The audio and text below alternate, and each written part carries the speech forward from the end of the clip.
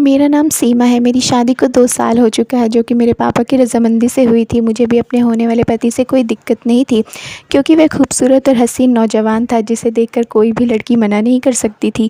शादी बड़ी धूमधाम से की गई थी। मेरी ससुराल बिल्कुल वैसा ख़ानदान था जिसके ख्वाब हर लड़की देखती है। उनका घर महल जैसा, घर में नौकर-चाकर, गाड़ियाँ, ज़िंदगी की सारी सहूलियत वहाँ मौजूद थी। शादी वाले दिन मैं थोड़ी-सी घबराहट का शिकार थी, शायद कि हर लड़की उस दिन यही महसूस करती। मैं अमन के घर अपना पहला कदम रख चुकी थी। उसकी अम्मी मुझे बड़े नाज़ों से बहू बनाकर लाईं। मेरे ससुराल में मेरे सास-ससुर के साथ मेरी ननंद भी थी, जो कि शादीशुदा थी, यानी मेरा ससुराल कोई लंबा-चौड़ा नहीं था। मैं अपने कमरे की खूबसूरती और उसकी सजावट देखती रह गई। जैसे मैं तैयार थी, वैसे ही कमरे को भी सजाया गया था। मुझे अपने पति का इंतज़ार करना था। मुझे बेड पर बिठा दिया गया। लोग कमरे से बाहर जा चुके थे। अमन कमरे में दाखिल होकर मेरे करीब बढ़े। मैं घूंघट ओढ़े बैठी थी। उसने पहले मुंह दिखाई में गोल्ड की रिंग दी और उसके बाद मेरा घूंघट हटाया। पहले वह मुझे गौर से देखता रहा, मगर उन नज़रों में कुछ अजीब सा था, कुछ ऐसा जो मुझे बेचैन कर रहा था। चंद मिनट के बाद उसने कहा, सीमा, तुम मुझसे ज़्यादा सुंदर नहीं हो। आप ऐसा क्यों कह रहे हैं? कहने लगे, मुझे तुमसे कोई दिलचस्पी नहीं है। मुझसे किसी किस्म की मोहब्बत की उम्मीद मत रखना। फिर उसने एकदम मेरा दुपट्टा उतारा और अपने सर के ऊपर ओढ़ लिया। यह देखो, मैं इस दुपट्टे में तुमसे ज़्यादा हसीन लग रहा हूँ। मगर मुझ में उसे देखने की हिम्मत नहीं थी। मगर यह बात इस कमरे से बाहर नहीं जानी चाहिए, वरना तुम जानती हो मैं तुम्हारे साथ क्या कर सकता हूँ। इसलिए बेहतर होगा कि यह राज को सीने में हमेशा के लिए दफन कर दो। मेरे माँ बाप की अपने माँ बाप की तरह सेवा करना। मेरे मामले में दखल अंदाजी करने की कोशिश भी मत करना। तुम्हें इस घर में किसी चीज़ की कमी नहीं होगी।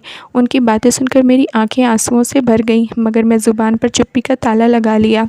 यह पूछते हुए वह मेरे पास से उठ गया कि तुम्हारी लाल लिपस्टिक कहाँ है?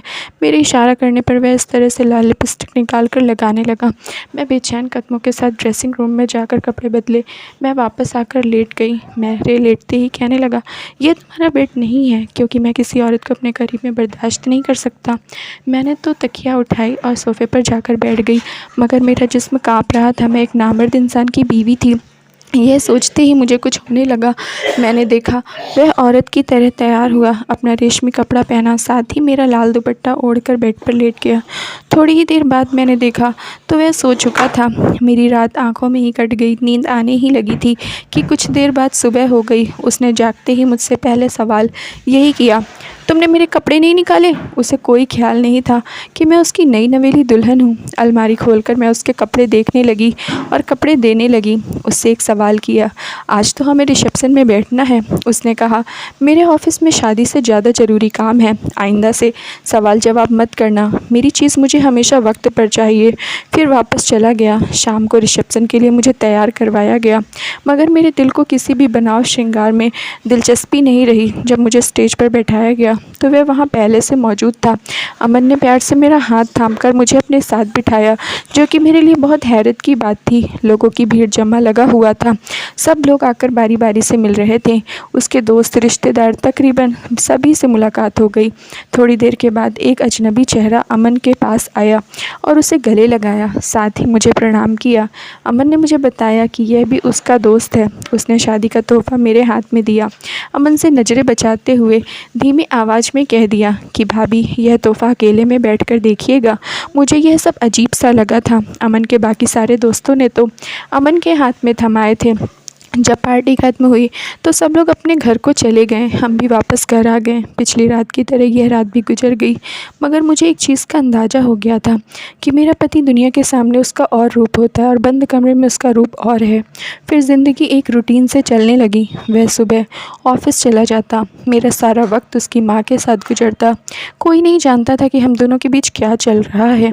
एक दिन अचानक दरवाजे पर घंटी बजी। नौकर ने बताया कि अमन साहब का कोई दोस्त और उनकी माँ आई हैं। जब अंदर आया तो मुझे भी चेहरा जाना पहचाना सा लगा। दिमाग पर जोर डालने से मालूम हुआ कि वही शख्स है जिसने मेरे हाथ में तोहफा दिया था।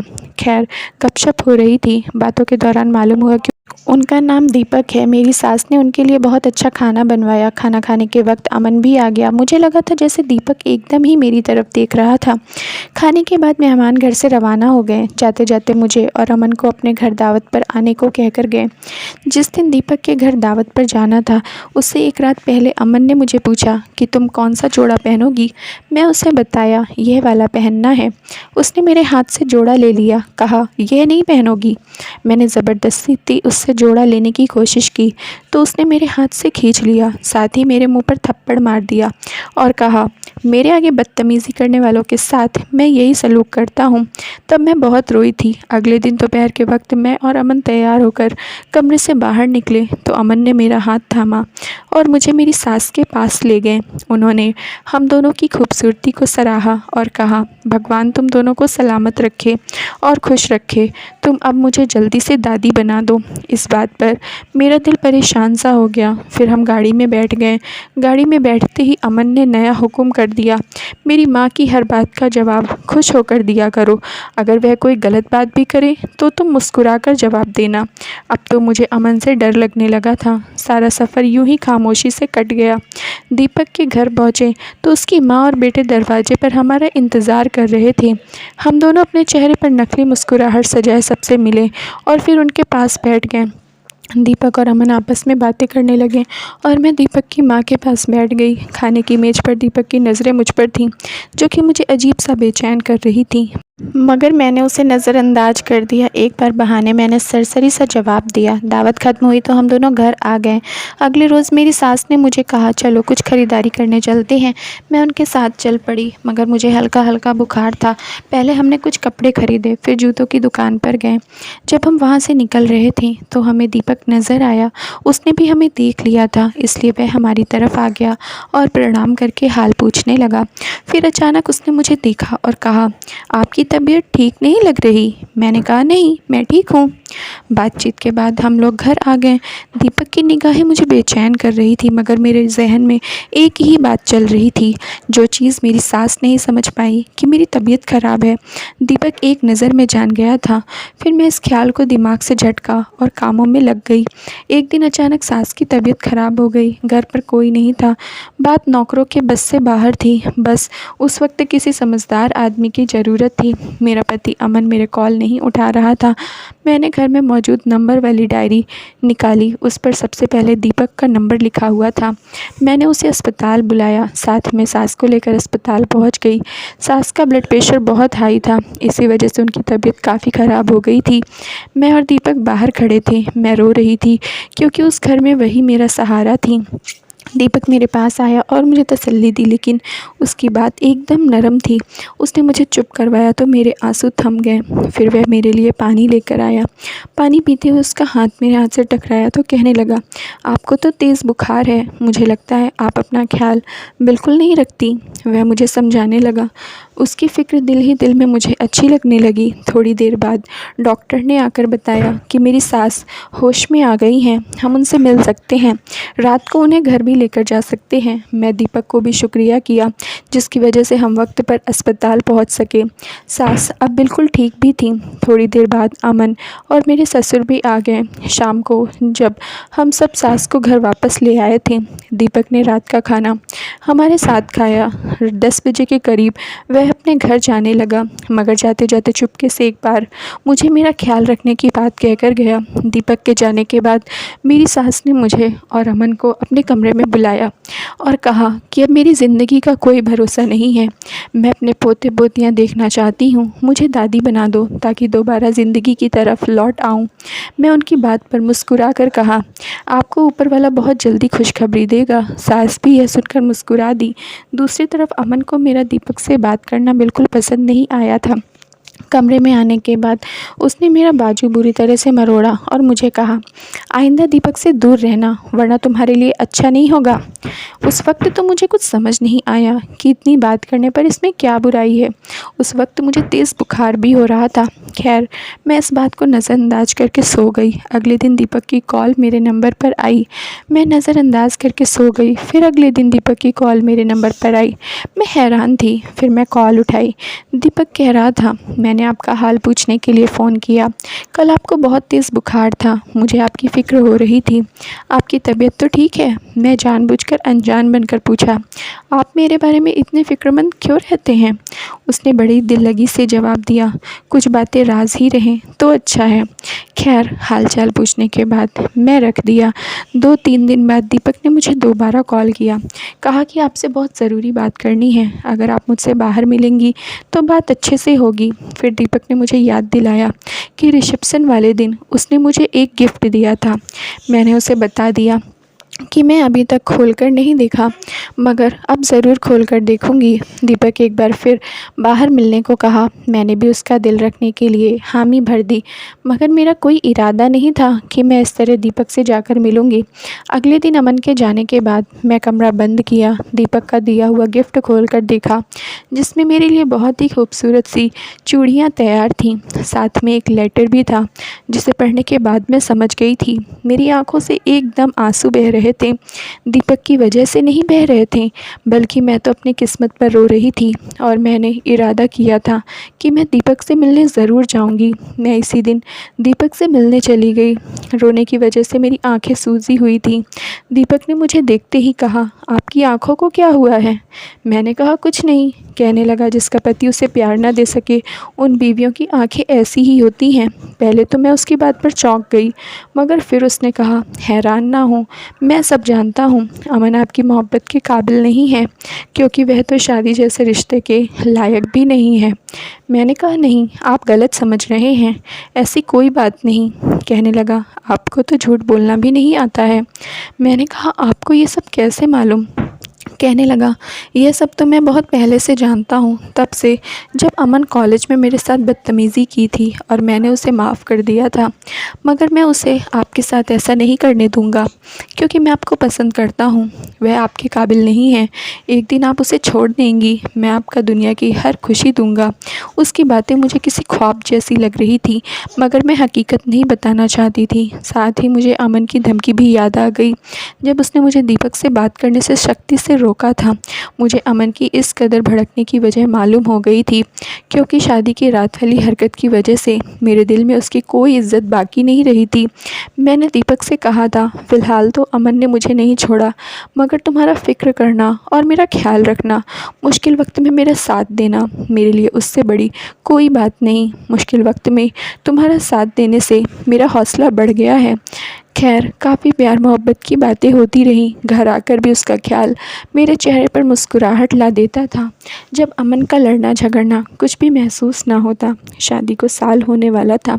मैं और अमन किसी भी पार्टी में जाते थे, लोग पहले बच्चे का सवाल पूछते थे, जिसे सुनकर मुझे बिल्कुल बुरा ना लगता, क्योंकि बच्चे का सुनकर उसे अपनी कमज़ोरी महसूस होती थी। अब बस मुझे अमन की मोहब्बत की भी परवाह नहीं थी। अब जब भी मौका मिलता, मैं दीपक से मिलने चली जाती। करीब 6 माह ऐसे ही चलता रहा। एक दिन अचानक मेरी तबीयत ख़राब हो गई। अमन घर पर था। मैंने अमन को कहा कि मुझे डॉक्टर के पास ले चलो। डॉक्टर ने अमन को कहा कि वह बाप बनने वाला है।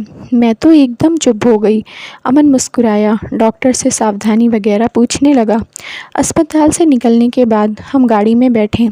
मेरे दिल की धड़कन बहुत तेज़ हो रही थी। अमन बिल्कुल खामोश था। घर आते ही उसने सबको बता दिया कि मैं माँ बनने वाली हूँ। सब यही समझ रहे थे कि मैं अमन के बच्चे की माँ बनने वाली हूँ। यह कहकर अमन कमरे में चला गया। मैं भी उसके पीछे कमरे तक आ गई। मुझे देखते ही अमन मुस्कुराने लगा। बोला, चलो आज यह दिक्कत भी हल हो गई। अब मुझे कोई सवाल नहीं करेगा और ना ही कोई मेरी मर्दानगी पर शक करेगा। मैं उसकी बात सुनकर परेशान हो गई, लेकिन फिर उसके अगले सवाल में मुझे परेशान कर दिया कहने लगा, यह तो बताओ कि यह बच्चा किसका है। पहले तो मैं चुप रही, फिर मैंने डरते डरते जवाब दिया, बच्चा दीपक का है। यह सुनकर उसका दिमाग चकरा गया। कहने लगा, यह क्या बकवास कर रही हो, दीपक सिर्फ मेरा है, तुम्हें उसके बच्चे को गिराना होगा। मैं उसकी इस बात के लिए बिल्कुल तैयार ना थी। मैंने कहा, मैं ऐसा हरगिज़ नहीं करूँगी। उसने मुझ पर बहुत गुस्सा किया। उसके रवैये पर मैं हैरान हो गई। उसके बाद रात हो गई। मैं अपने बच्चे को बचाने की तरकीबें सोचती रही। रात के 2 बजे का वक्त था। जब अमन सोया हुआ था, मेरे दिमाग में ख्याल आया कि मैं यहाँ से भाग जाऊँ। शायद यही सही हल था, क्योंकि बच्चे को इससे बचाने के लिए मैं और कुछ नहीं कर सकती थी। सुबह होते ही अमन मुझे ज़बरदस्ती डॉक्टर के पास ले जाता और मेरा अबॉर्शन करवा देता।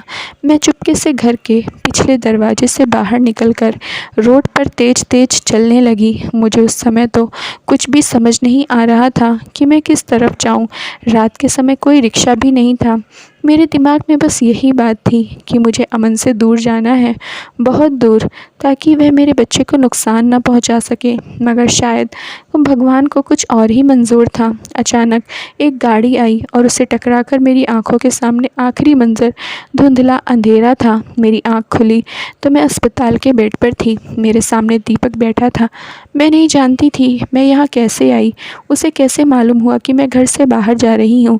उसे देखते ही मैंने कहा, दीपक प्लीज़ मेरे बच्चे को बचा लो। उसने मुझे तसल्ली देते हुए कहा, सीमा, अब तुम्हारा बच्चा इस दुनिया में नहीं रहा। मेरी तो यह बात सुनते ही दुनिया लुट गई। मैं रोने लगी थी। दीपक ने मुझे बहुत तसल्ली दी। उसने कहा, बच्चा दोबारा भी हो सकता है, परेशान होने की ज़रूरत नहीं है। मुझे चुप करवाने की कोशिश कर रहा था, मगर मेरे आंसू थम नहीं रहे थे। मुझे लग रहा था मेरी ज़िंदगी में कुछ बाकी नहीं है। उस दिन के बाद मेरा किसी से बात करने का दिल न चाहा। एक रात मुझे ख्वाब में लगा जैसे अमन मेरे पास आया। वह मुझसे कह रहा था कि अब तुम्हें मुझसे कोई नहीं बचा सकता। उस दिन मैं इतना रोई कि दोबारा नींद ना आई। दीपक ने बहुत कोशिश की कि मेरा दिल बहल जाए। वह मेरे चेहरे पर मुस्कान देखने के लिए तरस रहा था, मगर मेरे अंदर कुछ बोलने की ताकत नहीं थी। डॉक्टर के 6 महीने की मेहनत के बाद मैं उठकर चलने फिरने और बोलने के काबिल हुई। मुझे उसने अपनी मोहब्बत का बार बार यकीन दिलाया। दीपक की मोहब्बत का खूबसूरत एहसास सुनकर मुझे ज़िंदगी हसीन लगने लगी। उसने मुझे साथ चलने को कहा, जिस पर मुझे कोई ताज्जुब नहीं था। मैंने उससे कहा, तुम्हारे घर वाले नहीं मानेंगे, मगर उसने बताया कि मैं अपने घर वालों को पहले ही मना चुका हूँ। उसके साथ मुझे बिल्कुल रानी वाला एहसास हुआ। मैंने अमन के तलाक़ का मुकदमा चला दिया। बहुत जल्दी हमारा तलाक़ हो गया। उसके साथ ही दीपक ने मुझसे शादी कर लिया। शुरू में दीपक की माँ का रवैया मेरे साथ ज़रा सख्त था, जिसकी बड़ी वजह यह थी कि वह मेरी सास की बेहतरीन दोस्त रह चुकी थी। मगर दीपक की मोहब्बत के सख्ती से कई गुना बढ़कर थी। धीरे धीरे आंटी ने मुझे पसंद करना शुरू कर दिया। उन्होंने मुझे दिल से स्वीकार कर लिया। मैं दोबारा माँ बनने वाली हूँ। आज दीपक और मैं अपने किए गुनाहों की भी ऊपर वाले से माफ़ी मांगते हैं। बेशक वह माफ़ करने वाला है। उन्होंने मुझे जो गिफ्ट दिया था उसमें भी यही लिखा था कि तुम्हारा पति शादी के लायक नहीं है, तुम उसके साथ कभी खुश नहीं रह सकोगी। तुम मुझे पहली ही नज़र में बहुत अच्छी लगी हो। मैं चाहता हूँ कि तुम अपने पति को छोड़कर मुझसे शादी कर लो। अगर मैं उस वक्त दीपक का कहना मान लेती तो हम दोनों से इतना बड़ा गुनाह कभी भी ना होता। हम ऊपर वाले से अपने गुनाह की माफ़ी मांगते हैं। मेरी ज़िंदगी दीपक के साथ बहुत ही अच्छी गुजर रही है। दीपक मेरा अपनी जान से ज़्यादा ख्याल रखता है। धन्यवाद दोस्तों, उम्मीद करती हूँ आप लोगों को स्टोरी पसंद आई होगी। तो जल्दी से लाइक कर दीजिए और चैनल पर नए हैं तो सब्सक्राइब कर लीजिए और अपनी राय हमें कमेंट बॉक्स में ज़रूर दीजिए।